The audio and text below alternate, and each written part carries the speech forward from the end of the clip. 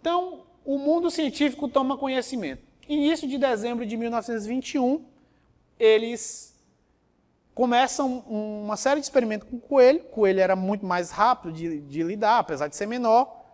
Entra nesse período, entra o Colip na jogada. Eles já tinham o extrato, já sabia que funcionava, já sabia que era hipoglicemia e antidiabético. Então a gente tem que melhorar esse extrato. Eles também verificaram os efeitos colaterais que o Zeuser, que o Paulesco, que os outros cientistas também descreveram. Aí eles falaram, caraca, a gente tem que purificar esse extrato. Eles não sabiam, nem o MacLeod sabia. Mas o MacLeod sabia quem sabia. Anteriormente, havia visitado lá um rapaz chamado Colip. Então o Colip tinha passado lá, tinha até visto o laboratório, já tinha falado com o Bates. Aí o Bates falou, olha, a gente está fazendo os experimentos aqui, não sei o que, qualquer coisa, mais tarde eu te ligo e tal.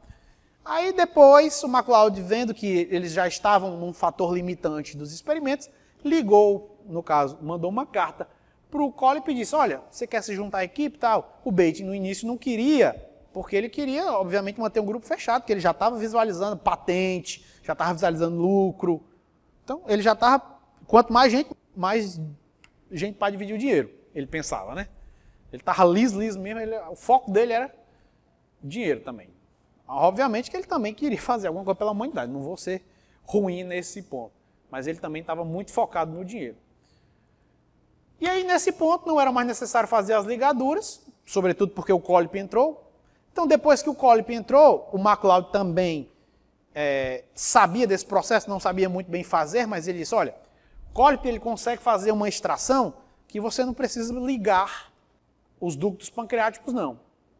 Aí o Bates e o Best aceitaram, e aí a partir daqui, ó, o fator de fazer cirurgia e esperar acabou. Então as limitações dos experimentos foram sendo diminuídas. Primeiro eu usava cachorro, depois eu passei a usar o pâncreas de gado, que era maior e produzia mais. Mas mesmo assim, eu ainda tinha que fazer a ligadura no pâncreas do gado e esperar. Com esse novo método de extração hidroalcoólico, ácido alcoólico, eles conseguiam extrair fresco. Abatia o animal hoje, tirava o pâncreas e já produzia o extrato. Então era pay-buff. Então a produção aumentou em larga escala e eles não tiveram mais limitação para os experimentos deles. Em 20 de dezembro foi o primeiro teste em humano. O Bates, não sei porquê, ele quis administrar por via oral. Então esse amigo dele aqui, o Dr. Joseph Gilchrist, ele era diabético. Ele era médico e amigo do Bates, trabalhava também lá na Universidade de Toronto. E aí o Bates, olha, estou trabalhando com extrato aí, ele reduz a glicemia de animal, você quer testar? Aí o Gilchrist disse, tá bom, vamos testar. Só que o Bates deu por via oral, ele também estava com medo, não tinha... Colip ainda tinha acabado de entrar, não tinha purificado direito. Não, vamos dar por via oral, que é mais garantido. Deu por via oral, não aconteceu nada. Ele anotou lá, tudo bem, não aconteceu nada, beleza. Aí, 30 de dezembro, eles apresentaram os resultados na Sociedade Americana de Fisiologia, com o resumo, a secreção interna do pâncreas, semelhante ao artigo que eles iam lançar no começo do ano que vem, no caso de 2022. Aí os maiores especialistas, isso aí já estava correndo, a notícia já estava, desde que eles publicaram no Journal Club, do Departamento de Fisiologia de Toronto, os rumores já estavam correndo. Ó, tem uns cientistas aí que estão desenvolvendo uns extratos que estão realmente baixando a glicemia. Aí os maiores estudiosos de diabetes na época, o Allen, o Joslin, e os extratores, que ainda eram vivos, o Kleiner, o Scott, o Zeuser, eles foram. Paulesco, não lembro se ele foi, eu acho que não lembro. Sei que todos eles foram, e aí o Bates, ele não era muito tímido, era muito introspectivo, o MacLeod, olha, já que a pesquisa é tua assim, tu que tu é o pesquisador-chefe, vai lá e apresenta. Aí ele achou que o MacLeod estava botando ele para falar, já que ele não sabia, ele não tinha muito domínio da parte conceitual, ele não sabia nem descrever os experimentos que ele estava fazendo direito. Aí ele chegou lá, gaguejou, né, ficou muito nervoso, aí o MacLeod, pois tá bom, deixa eu assumir. Aí assumiu, falou lá lindamente, o MacLeod já era professor há muito tempo, sabia falar bem, explicou bem direitinho, E a galera começou a perguntar, mas isso daqui, como foi que você tirou o efeito colateral? Como foi que você fazia isso? O Bench não sabia responder direito. Ou ele sabia, mas é questão de falar. Ele não conseguia falar. O emocional dele também estava perturbado. Ele já achava aí nesse processo. Quando o MacLeod começou a falar, e o MacLeod falava, nosso trabalho, na nossa pesquisa, cada nossa que o MacLeod falava, ele, mas tu não fez nenhum experimento, tu só fez o primeiro cão? Ele estava puto de raiva, ele estava indignado. E aí isso deu uma rixa muito grande aí, e eles ficaram até sem se falar por um tempo, não agora, mas depois. Resumindo, o Bateman achava que o MacLeod queria tomar o trabalho dele. Na verdade ele não queria, ele estava tentando convencer os pares lá que viu que o Bateman não estava dando conta. Era uma coisa natural, mas faltou comunicação entre os dois e acabou gerando um desconforto. Então o primeiro teste clínico foi um fracasso. Em 11 de janeiro de 1922, chegou um rapaz lá, chamado Leonard Thompson.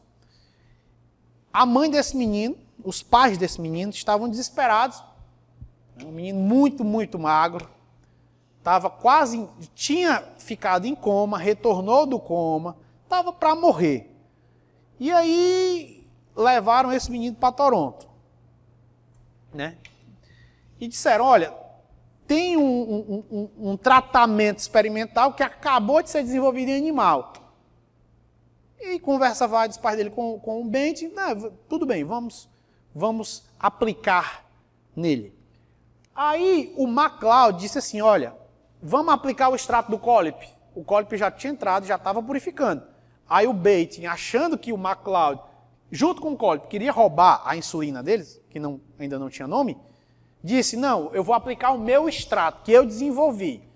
Eram quase dois extratores paralelos. O Collip no mesmo laboratório, o Collip extraindo do jeito dele, e purificando do jeito dele, e o Bateman do jeito dele. O Bateman e o Best do jeito dele. Só o do Collip era 1000 vezes melhor, não tinha efeito colateral. Aí o Bateman disse, até para os médicos lá do hospital, né, porque não era da universidade, era um hospital tipo uma maternidade escola, hospital das clínicas, era um hospital vinculado, mas com independência. Aí como o Bateman, ele era médico, mas ele não era clínico assim, ele não trabalhava no hospital, ele não podia chegar lá e aplicar, tinha que ser um médico da casa. E aí o Bateman queria que fosse usado o extrato dele.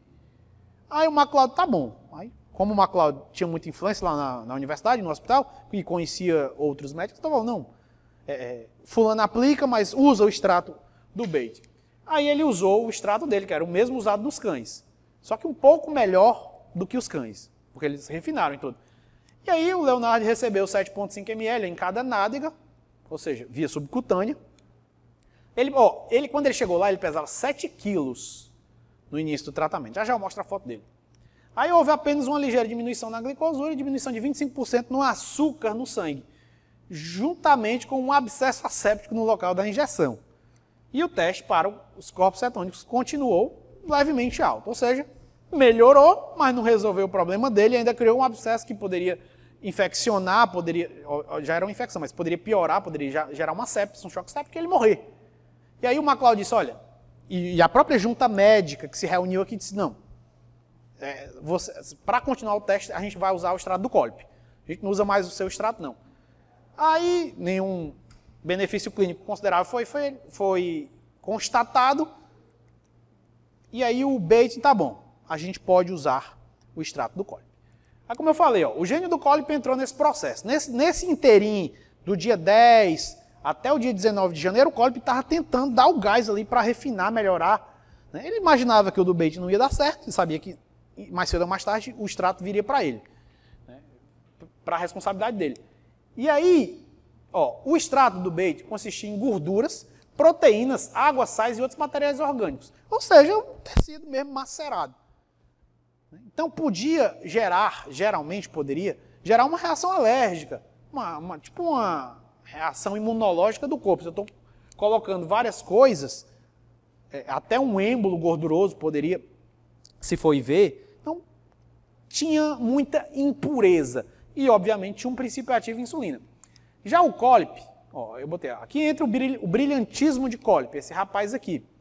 Ele descobriu um ponto de concentração alcoólica, ou seja, ele foi vendo a insulina, né, e ele foi aumentando a concentração de álcool.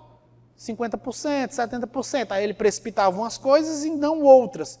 E aí, nessa brincadeira de aumentar a concentração do teor alcoólico, ele viu que purificou um sal que eu digo assim, uma substância cristalina, que era justamente a insulina.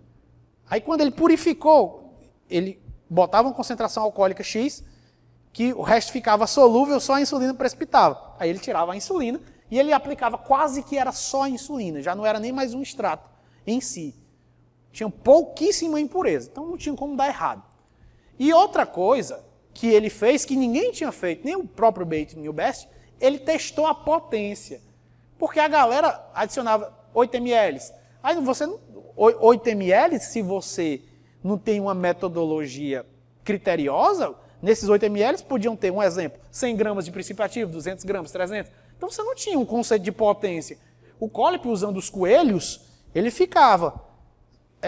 como ele conseguiu extrair o cristal, ficava mais fácil para ele ver a potência. Ele ficava vendo tal.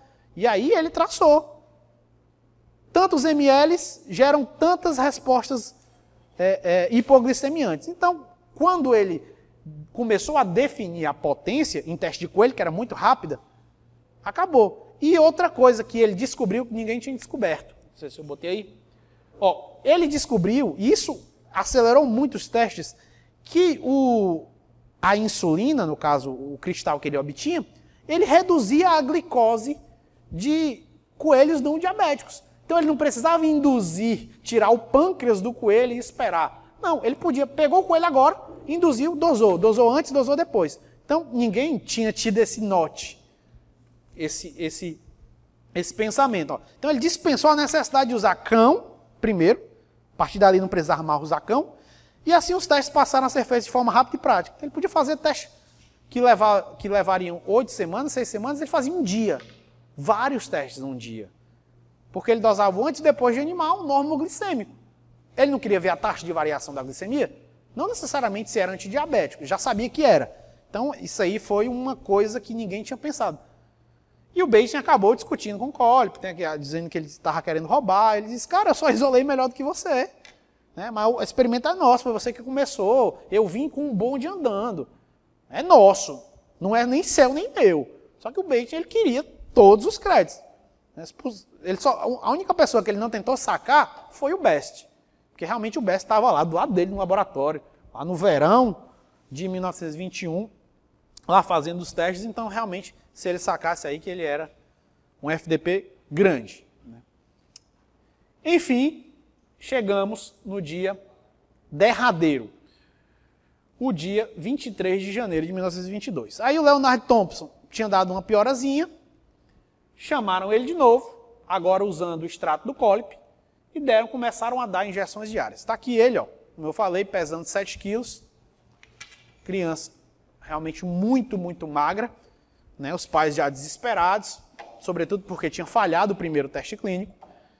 E aí a glicemia dele baixou, em valores utilizados, baixou de 520 para 120. Então nada no mundo até esse momento fazia isso com a glicemia de diabético.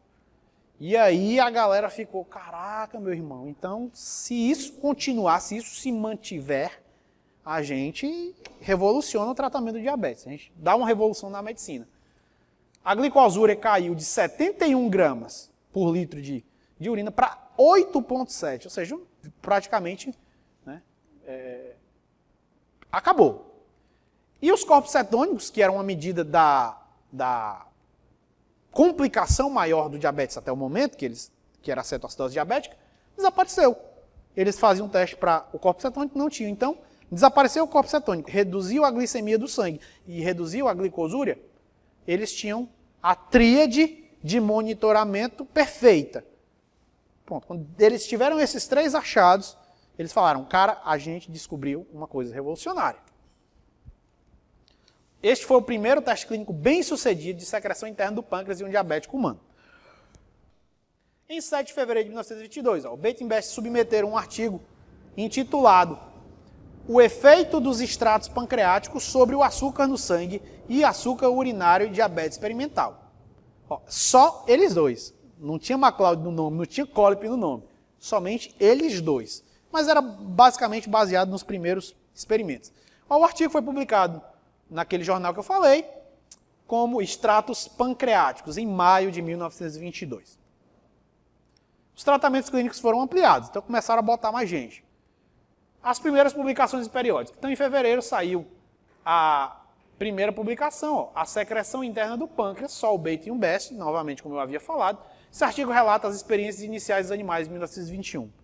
Aí não entrou o Colip, até porque ele não estava nesses experimentos iniciais. Lá com o cão 410 e a Marjorie, que era o cão 33. Principalmente o experimento de longevidade foi citado aí. Em março de 22, o artigo publicado por Bates e Best, na edição do mês do Jornal da Associação Médica do Canadá, com o título Extratos pancreáticos no tratamento de diabetes mellitus. Nesse artigo, os resultados dos testes clínicos foram descritos com ênfase especial no primeiro paciente, no Leonard Thompson. E ele já colocava o MacLeod, já colocava o Colip como coautor do trabalho. Aí aqui é um trecho do artigo. Esses resultados juntos não deixaram dúvidas de que nesses extratos temos uma medida terapêutica de valor inquestionável no tratamento de certas fases da doença do homem, na doença diabética. Então eles já afirmavam aí que eles colocaram o termo inquestionável porque, na verdade, havia um questionamento sim, mas eles tinham que vender o peixe deles, né? E aí um adendo interessante é que, ao final de março, isso aqui já é 1922, essa história também o Colip, ele esqueceu de como purificava o trabalho. O cara era tão gênio que ele foi testando e conseguiu, sem critério, sim, foi só na intuição. Só que ele não anotou os procedimentos experimentais que ele fez. E aí, ele deve ter passado umas 3 semanas sem fazer, quando ele foi voltar para fazer, não conseguiu mais. E aí, passou de março até mais ou menos maio, sem conseguir produzir uma só insulina. Então, o Colip também foi muito criticado. Ele não disse, eu não anotei e tudo, eu pensei que era só reproduzir. Aí depois viram que era uma questão lá, bem técnica mesmo, né? A força do jato de ar, tinha umas coisas lá, o ponto isoelétrico do pH. E quando ele anotou tudo, ele conseguiu relacionar. A cobertura da imprensa, aqui é em 22 de março, só para dizer a primeira grande cobertura da imprensa, já botaram assim, a cura do diabetes, em 1922. A cura do diabetes, né, no The Toronto Daily Star. O Bates deu uma entrevista falando do ponto de vista dele. Então ele disse que o MacLeod não tinha muita importância, disse que o Colip não tinha muita importância, só ele e o Best eram os principais. Então, aí é uma tira do jornal, né, da época. Aí vai ser a primeira denominação, aquela que vem da ínsula, das ilhotas, a insulina.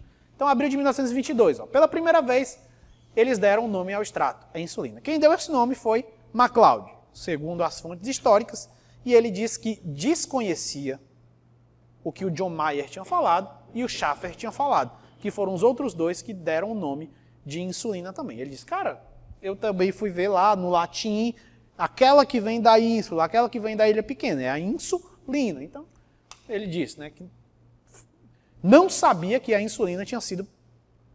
Provavelmente ele sabia, que ele lia muito, né, mas ele disse que não sabia. Enfim, em 3 de maio de 1922, MacLeod apresentou o artigo intitulado O efeito produzido em diabetes por extratos pancreáticos, na Associação Americana de Fisiologia. Também aqui foi uma revoluçãozinha, né, porque foi a primeira apresentação num grande congresso mundial, até então já tinham publicado e tal, em circulações periódicos internos do próprio Canadá, mas aqui foi, e haviam vários pesquisadores, como o MacLeod falam bem, então ele não teve tanto problema não. Primeira denominação pública da insulina, então aqui ele chamou o extrato pancreático de insulina, sobretudo o extrato do Colip, né, que é realmente, a gente pode dizer que realmente era a insulina. 5 de maio de 1922, o Bates e Best Colip, na reunião anual da Sociedade do Canadá, apresentaram uma série de artigos sobre insulina com o título. Aqui são vários artigos. Estudos preliminares sobre o efeito fisiológico da insulina. Então eles sintetizaram vários estudos e eles publicaram. Aí, esses são os anos das publicações. meados de maio, o Colip voltou, achou como é que se produzia novamente. Ó.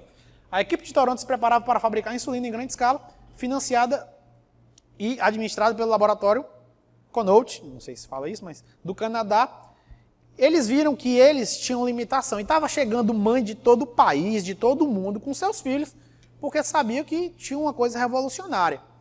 E aí eles falaram, olha, a gente não consegue dar conta produzindo aqui no laboratório, não. Não tem vaca que dê jeito. Então a gente vai ter que terceirizar essa produção. Aí contrataram, fecharam um acordo lá com o laboratório, isso aqui em maio de 22, e começaram uma produçãozinha em maior escala. Mas também não dava para atender o país todo, quiçá o mundo todo. Mas já aumentava substancialmente a produção de insulina. E aí a insulina ganha o mundo. Em 22 de maio, ó, outro paciente, o James Havens, um paciente diabético sob os cuidados do Dr. William, em Rochester, é a primeira pessoa nos Estados Unidos a receber extrato. Então eles começaram a importar. Também eles fizeram vários acordos também, porque primeiro eles pensaram em patentear e ganhar dinheiro com aquilo. Mas quando eles viram que tinha muita criança morrendo e para patentear ia ser muito caro, eles falaram, olha, vamos fazer um acordo aqui, a gente não cobra um centavo, mas quem quiser produzir vai ter que produzir de graça. De graça não, mas pelo menos só ajuda de custo para pagar, não vai ter lucro. Aí alguns laboratórios tá bom, a gente produz, né? E aí começaram a produzir. Então tinham esse acordo de patente. Tinha uma patente, mas não era uma patente com fins de exploração de lucro. Né? Era uma patente só para garantir, para que ninguém produzisse e fosse lucrar em cima. Era uma patente para restringir o lucro de outras pessoas, não para garantir lucro próprio. 30 de maio, percebendo que precisava de uma escala maior, eles fecharam com uma grande farmacêutica dos Estados Unidos, né? A Lilly. E aí aqui era como era produzida a insulina lá no laboratório da Connaught, ó. Era bem artesanal mesmo aqui, ó, os equipamentos e tudo. Aí depois que entrou a Lilly, pronto. A Lilly, como era uma gigante farmacêutica, já tinha milhões para bilhões de dólares aí para aplicar, então ela, laboratórios de ponta, cientistas de ponta, então a produção de insulina aí já podia ser exportada para todo o mundo. Amplamente fabricada e distribuída para milhões de pessoas. As ações fisiológicas e clínicas da insulina. Então a galera continuou pesquisando, até porque começavam a surgir novas coisas. Ó, de maio de 22, setembro de 23, eles foram refinando aí os efeitos fisiológicos da insulina. Diversos estudos clínicos foram feitos, novos conhecimentos foram adquiridos, como o risco de hipoglicemia com altas doses de insulina, até aí não sabia muito bem, Joslin já tinha descrito, olha, alguns pacientes meus ficaram ruins, eu dou um sucozinho de laranja, às vezes eu dou um chocolatezinho e melhora. Aí ele começou a indicar e começou a se espalhar e a hipoglicemia ficou cada vez menos frequente ou pelo menos facilmente tratável. Porque às vezes a pessoa passava mal e a pessoa achava que era o extrato que não estava puro, o lote de produção que não estava puro, quanto era só um efeito hipoglicêmico de uma dose maior de insulina. Em 22, haviam apenas 19 referências na literatura mundial com o nome de insulina, no ano que ela foi realmente descoberta. Foi em 21 que ela foi descoberta, mas 22 foi o ano que ela ganhou o mundo. Ou em termos equivalentes como extrato pancreático. Até o final de 23 já haviam 329 artigos e mais 317 foram publicados apenas nos 6 meses de 1924. Então teve um boom aí de estudo, de produção científica em termos de conhecimento sobre a insulina.